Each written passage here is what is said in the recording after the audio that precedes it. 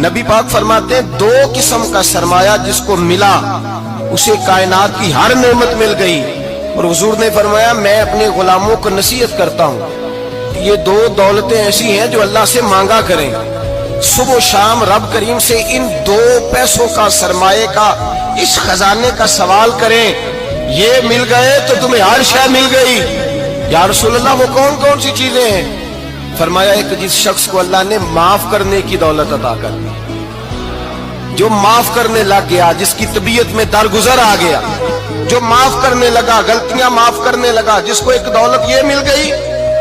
और दूसरा मेरे मुस्तफा ने फरमाया जिसे अल्लाह ने यकीन की दौलत अता फरमा दी। जिसको ये दो दौलतें मिल जाएं, एक दरगुजर करना, दूसरा रब रसूल पे यकीन कामिल रखना, उसे कायनात की हर शय मिल गई।